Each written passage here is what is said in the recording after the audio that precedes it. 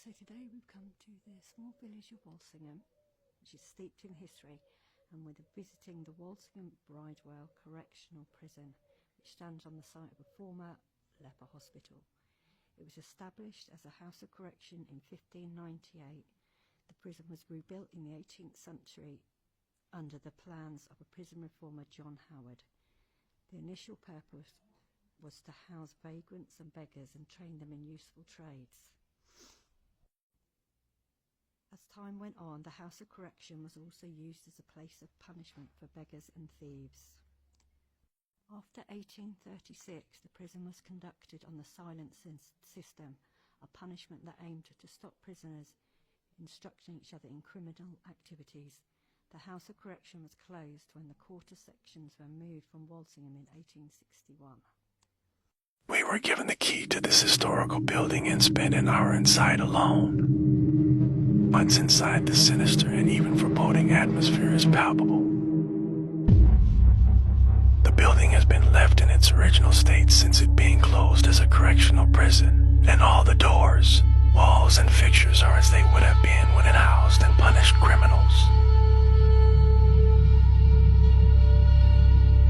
The cells are tiny, and you can see the cramped conditions these prisoners would have lived in. The corridors are dark and very eerie. So we've now come inside the correctional prison. All the original doors are in place, though some of the cells have been blocked up. Ooh, as you can hear, you can still hear the creaks. It's very creepy, very dark in here. Oh, I'd say it's a lady in there. Who'd have been in the correctional cell? So this cell's actually locked. You can have a little look inside. Mary Bunting.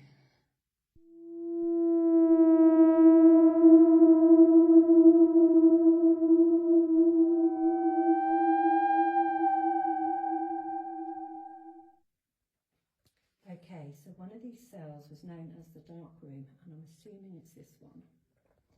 It was used for solitary confinement. Unruly prisoners would sit alone in this padded cell. I assume this is the one.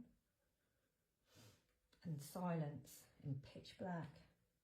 This dark room, yes it is this one, retains the shutter with ventilation holes which was placed over the cell window to prevent light. And the original wooden panels, which you can see,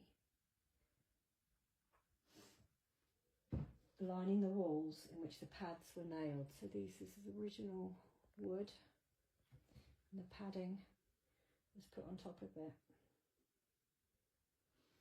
So yeah, here we go. Let me read this. The dark cell, lined with pine, window shutter 6 inches thick, with ventilation holes offset to provide good flow of air through the cell, but no light. When the shutter is closed, the cell is completely dark. The dark cell was used as punishment within the prison or for violent prisoners. Another punishment was stopping bread. Okay, so you can see here a list of offenders who actually were put into this cell. Well, not all of them actually, dark cell, or they had loads stopped. So yeah, their offence was singing, talking, looking back on the treadwheel, marking the cell, misplacing bed, singing and whistling. Okay. We shut ourselves in the dark cell and decided to do a little investigating. We only got potential interaction via Vox.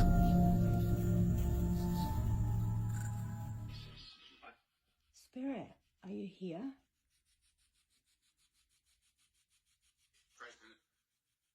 Present. Okay, you're present. Who am I speaking to? My name's Rachel. What's your name? What's your name, Spirit? Can you tell me, were you in punishment in this cell?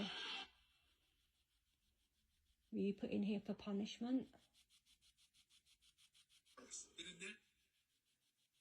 What punishment did you commit? Sorry, reword that. What crime did you commit? What crime did you commit to be put in here? Can you repeat that?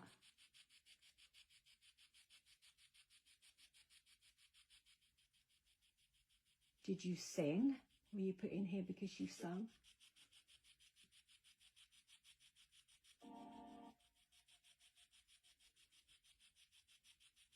Can you tell me your name? You sure what that was? We said Fraser. Fraser. Fraser, is that your name? We've only got initials up there. There was a BF. Okay, are we speaking to Mr. Fraser? Were you put in here for marking your cell? We spent a little longer in the dark cell, but got no further communication.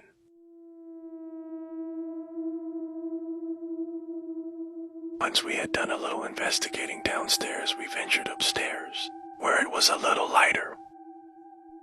As you can see, all the original bars are still in place in the small windows.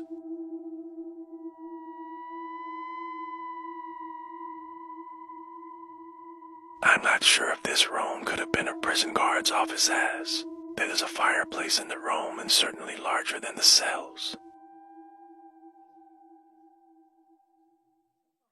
Okay, so cell number 2.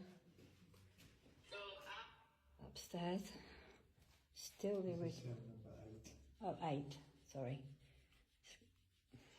Let's have a look. False. Prosecute.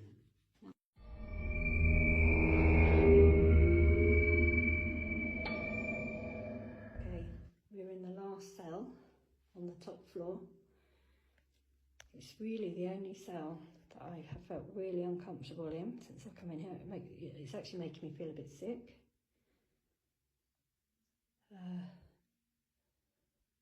A bit like I can't breathe.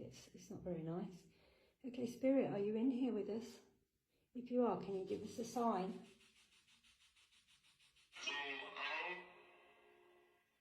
You're talking to me. What are you saying? Can you tell me your name?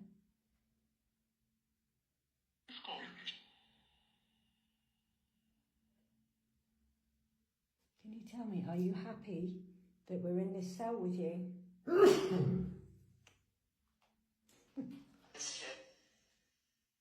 Did you just say bless you, Spirit? I said at you back. Oh, at you. Okay, I know there's something in here because I can. Is it a lady in here? What's the lady's name? We ended our visit with one last look around. I would highly recommend a visit to this place if you get a chance.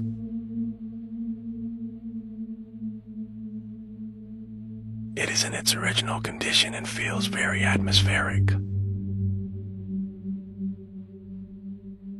If you are interested in the paranormal and sensitive to feeling spirit, residual energy, you will certainly have all your senses heightened in this place. Given it was originally a leprosy hospital and then a correctional prison, these walls certainly hold many stories and sadly a lot of pain and suffering, I would imagine. Whilst we didn't capture too much evidence of paranormal activity, we did get a few intelligent and relevant responses on the Vox app. Both myself and my partner could sense energy inside here and left me feeling quite nauseous and tight-chested. Is this place haunted? Would be a big yes from me, but maybe you should visit and decide for yourself.